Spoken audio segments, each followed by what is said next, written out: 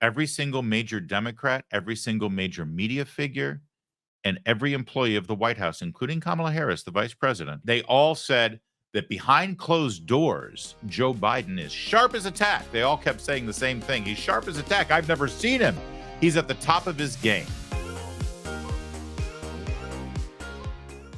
I've been calling this a cover-up. I've been calling this a major cover-up for days now, because that's the only way to describe what the White House and the Biden family and the media have engaged in for years and years and years. Again, we have seen with our own eyes exactly what is going on with Joe Biden. Mentally, physically, we have seen it. We have heard it. And what were we told 4 years ago when they had to keep him in the basement for his campaign? When they had to drag his carcass over the finish line because, God forbid, Donald Trump win a second term? What were we told? It's a stutter, guys. It's just a stutter.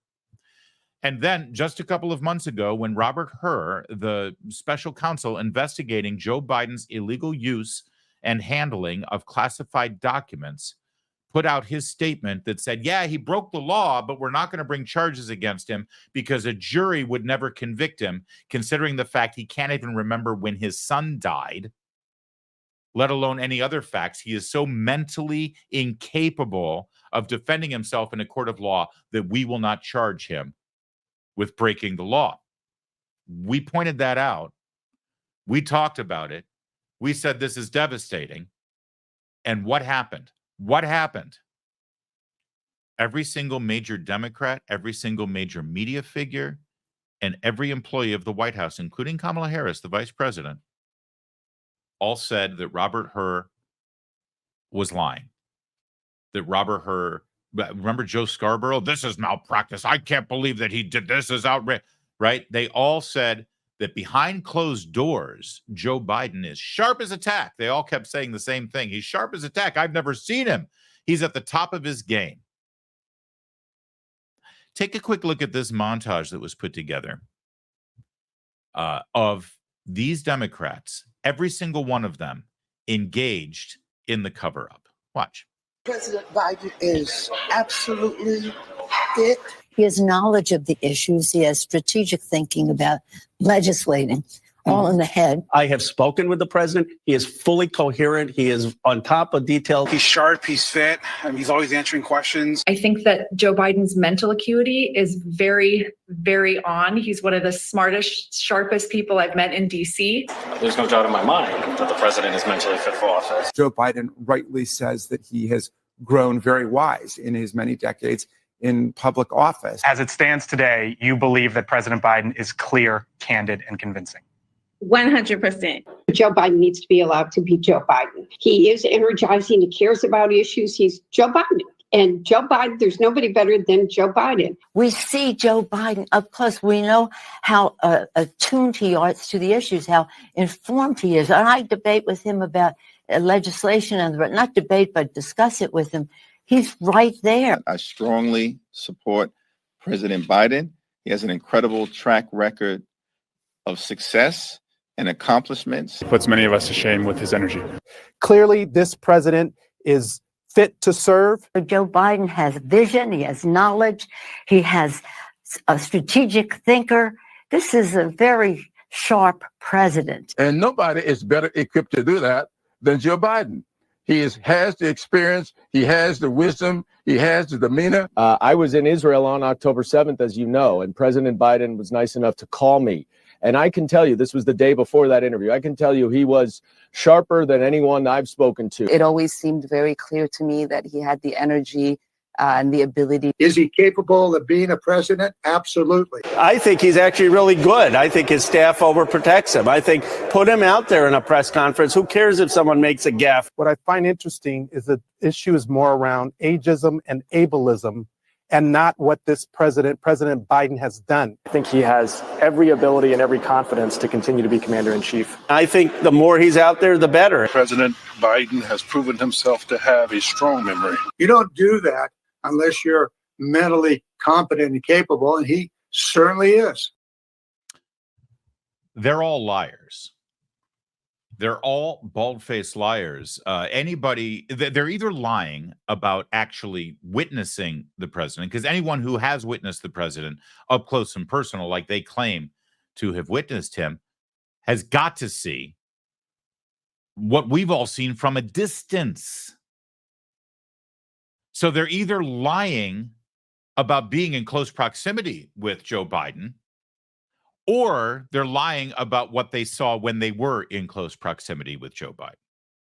You cannot tell me that what we see every single day from a distance through a well-prepared lens. You have to understand that we are allowed to see, other than at the debate, we are only allowed to see of Joe Biden what the White House allows us to see, right? This is a very, very controlled environment. When Joe Biden is out there with his Ray-Bans, he's wearing them because they don't want you to see the vacant, dilated pupil look in his eyes. That's why they give him the Ray-Bans.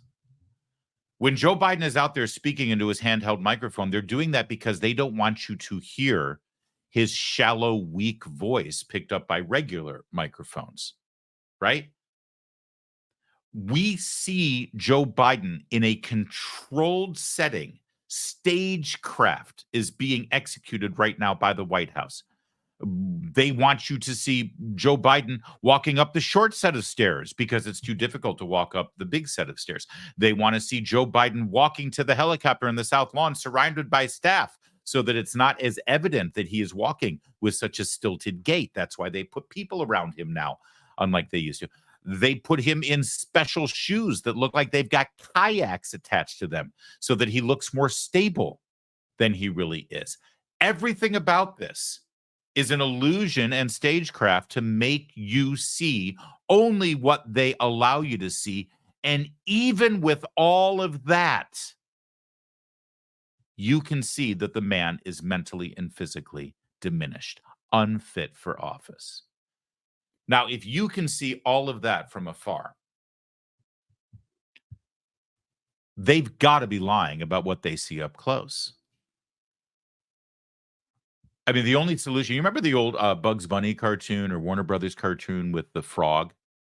You know, where when nobody's looking, the frog is, you know, singing and dancing with the top hat saying, hello, my baby, hello, my honey, hello, my ragtime girl, right?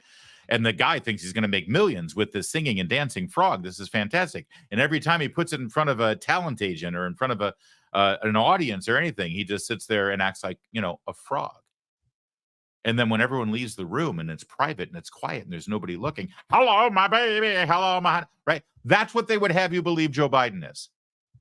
Oh, you should see him behind closed doors. He's singing and he's dancing and he's kicking. He's got a great baritone voice for the stage.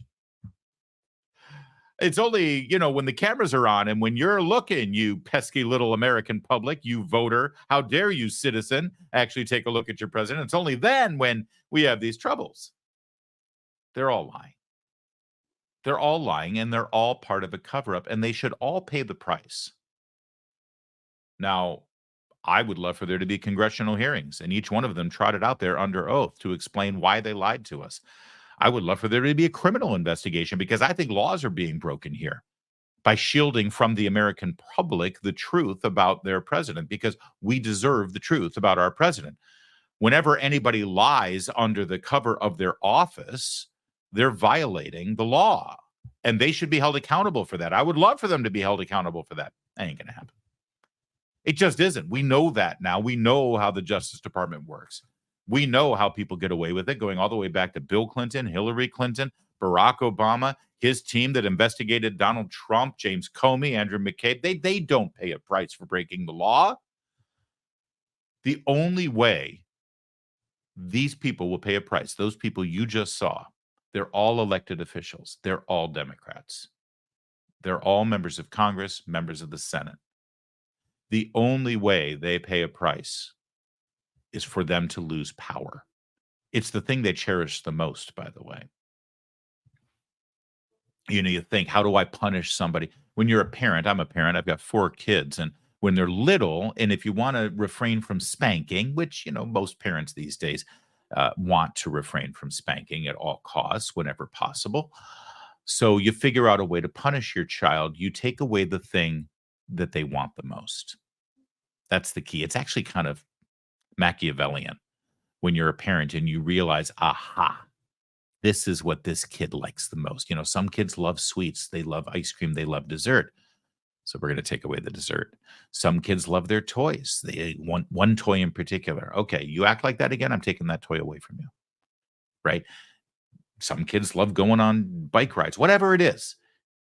Whatever it is, it's maniacal. You figure out what your kid loves and cherishes the most, and then you hold that ransom so that their behavior improves. And it works. It's effective, actually. Well, I will tell you right here and now, the thing that liberals cherish the most is power. They want power and control over your lives. They want power and control over the economy. They want power and control over the decisions you make. They want to be able to tell you what you can and what you can't do. So now that you know that, I know you want them to be arrested. I know you want them to go to jail. I know these things. I want it too. But ultimately, you do have control here. Ultimately, you can hurt them the most. Get them out of power. Take that thing they cherish the most. That's the ring. They're Gollum, and they've got the ring. It's their precious. You do whatever you can between now and November to defeat them. That's how you can hurt them the most. Frankly, it'll hurt them more than being thrown in jail. You will take away their precious.